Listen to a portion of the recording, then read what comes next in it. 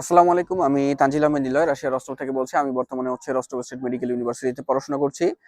তো তোমাদের বর্তমানে সবচেয়ে বেশি যে কোশ্চেন সেটা হচ্ছে যে রাশিয়াতে মেডিকেলে পড়াশোনা করতে রিকোয়ারমেন্ট কি লাগবে বা হচ্ছে কি কি যোগ্যতা লাগবে। তো আজকে এই বিষয়টা নিয়ে তোমাদের সাথে আলোচনা করব যে রাশিয়াতে পড়াশোনা করতে গেলে তোমার কি কি রিকোয়ারমেন্ট লাগবে বা কি কি যোগ্যতা লাগবে। তো তোমাদের যে কোশ্চেন গুলা থাকে সেই কোশ্চেন গুলা বেসিসে আমি চেষ্টা করব যে অ্যান্সার দেওয়ার। যেমন হচ্ছে তোমাদের প্রথম কোশ্চেন থাকে যে আইএলটিএস লাগবে কিনা, তারপরে হচ্ছে এসএসসি এবং ইন্টার টোটালের রেজাল্টটা কিরকম লাগবে, তারপর বাংলাদেশ মেডিকেল এক্সাম যে তুমি দিছো সেটার পাস মার্ক লাগবে কিনা, এরপরে Bangladesh medical and dental council যে বিএমডিসি আছে সেই বিএমডিসির এলিজিবিলিটি সার্টিফিকেট লাগবে কিনা, তারপরে তোমার বাজেটটা কিরকম লাগবে যে রাশিয়াতে যে তুমি মেডিকেলে পড়বা বা এমবিবিএস এ পড়াশোনা করবা। তো এই বিষয়গুলোই চেষ্টা করব আজকে তোমাদের অ্যান্সার দেওয়ার। আশা করি এই অ্যান্সার গুলো তোমাদের সব যে ডাউট গুলো আছে এগুলো সবকিছু ক্লিয়ার করে দিতে পারবে। তো প্রথমেই যদি বলি যে আইএলটিএস লাগবে কিনা। দেখো রাশিয়ার ম্যাক্সিমাম যে মেডিকেল ইউনিভার্সিটি গুলো আছে যেখানে হচ্ছে আমরা বাংলাদেশি স্টুডেন্ট বা ফরেনার স্টুডেন্টরা এমবিবিএস এ পড়াশোনা করে, ম্যাক্সিমাম মেডিকেল ইউনিভার্সিটিতে তোমার আইএলটিএস এর কোনো প্রয়োজনীয়তা নেই। বাট হ্যাঁ, কিছু কিছু মেডিকেল ইউনিভার্সিটি আছে যেখানে তোমার আইএলটিএস এর প্রয়োজনীয়তা আছে, বাট ম্যাক্সিমাম মেডিকেল ইউনিভার্সিটি গুলোর ক্ষেত্রে কিন্তু আইএলটিএস এর কোনো প্রয়োজনীয়তা নেই।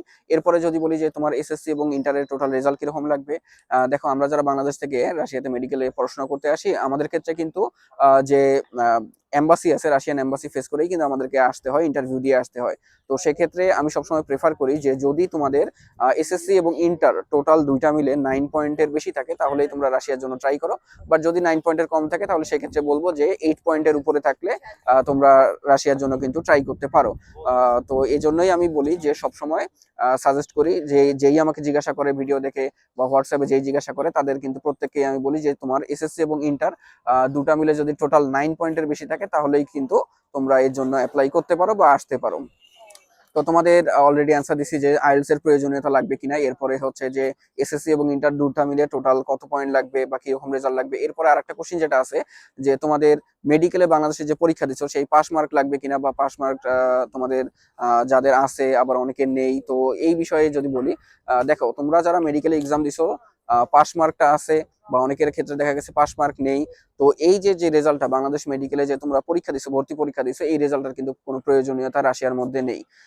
তো এরপরে যদি বলি যে বিএমডিসি যে আছে Bangladesh medical and dental council, বিএমডিসির এলিজিবিলিটি সার্টিফিকেট লাগবে কিনা। দেখো বিগত যে বছরগুলো ছিল বিগত বছরগুলোতে কিন্তু Bangladesh medical and dental council বিএমডিসির এলিজিবিলিটি সার্টিফিকেট নিয়ে আমাদের রাশিয়াতে আসতে হতো।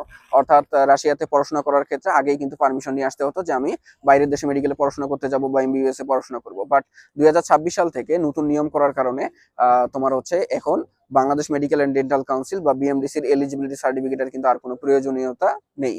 তো 2026 সাল থেকে এটার কোনো প্রয়োজনীয়তা নেই, অর্থাৎ তোমরা কিন্তু কোনো রকম পারমিশন ছাড়া বা বিএমডিসির লাইসেন্স সরি এলিজিবিলিটি সার্টিফিকেট ছাড়াই কিন্তু তোমরা চলে আসতে পারো। এখন যদি বলি বাজেটের বিষয় যে বাজেটটা কিরকম লাগবে, আমি অলওয়েজ প্রেফার করি যে যদি তোমার বাজেট রাশিয়াতে মেডিকেল পড়ার জন্য 25 লাখ, 30 লাখ বা 40 লাখ, ঠিক আছে, বা 50 লাখ এরকম থাকে, তাহলে আমি বলবো যে তুমি রাশিয়াতে আসো, এসে মেডিকেলে পড়াশোনা করো বা এমবিবিএস পড়াশোনা করো। এরপরেও যদি কোশ্চেন করো যে ভাইয়া মিনিমাম কত বাজেট লাগবে বা কোন বাজেটটা হলে আমি রাশিয়ার জন্য ট্রাই করতে পারি, তাহলে বলবো যে অ্যাটলিস্ট যেন 15 থেকে 20 লাখ তোমার থাকে, তাহলেই তুমি রাশিয়ার জন্য ট্রাই করো। কারণ দিন শেষে রাশিয়াতে তোমার পড়াশোনা করতে আসবা, কাজ করতে আসতেছো এমনটা না, পড়াশোনা করতে হবে। তো পড়াশোনা করতে হলে অবশ্যই একটা বাজেট লাগবে। তো এই জন্য আমি অলওয়েজ প্রেফার করি যে যদি তোমার বাজেট 30 লাখ, 40 লাখ, 50 লাখ লাগে তাহলে তুমি রাশিয়ার মধ্যে অনেক ভালো ভালো মেডিকেল ইউনিভার্সিটি পাবা যেগুলোতে তুমি কিন্তু এমবিবিএস এ পড়তে পারো। আর যদি বলো যে একদম মিনিমাম কত বাজেট লাগবে, তাহলে মিনিমাম বাজেটের ক্ষেত্রে আমি বলবো 15 থেকে 20 লাখ যেন তোমার মিনিমাম বাজেট থাকে। তো আশা করি তোমাদের যে কোশ্চেন গুলো ছিল যে আইএলটিএস লাগবে কিনা, তারপর এসএসসি এবং ইন্টারের টোটাল রেজাল্টটা কিরকম লাগবে, বাংলাদেশে যে মেডিকেল এক্সামটা দিছো তার রেজাল্টটা রাশিয়াতে লাগবে কিনা, এরপরে হচ্ছে তোমার বাজেটটা কিরকম লাগবে, বিএমডিসির এলিজিবিলিটি সার্টিফিকেট লাগবে কিনা। তো আশা করি এই বিষয়গুলোর টোটাল তোমাদের যে অ্যান্সার দেওয়া সেটা চেষ্টা করছি এবং তোমরা আশা করি অ্যান্সার গুলো পেয়ে গেছো। এরপরেও যদি তোমাদের কোনো প্রশ্ন থাকে বা অ্যান্সার যদি জানার থাকে বা কোনো কোশ্চেন থাকে তাহলে আমাকে তোমরা জানাতে পারো, আমি চেষ্টা করবো তোমাদের অ্যান্সার গুলো দিয়ে দেওয়ার। তো আশা করি আজকের ভিডিওটা তোমাদের জন্য হেল্পফুল হয়েছে, এন্ড ভিডিওটা দেখার জন্য ধন্যবাদ।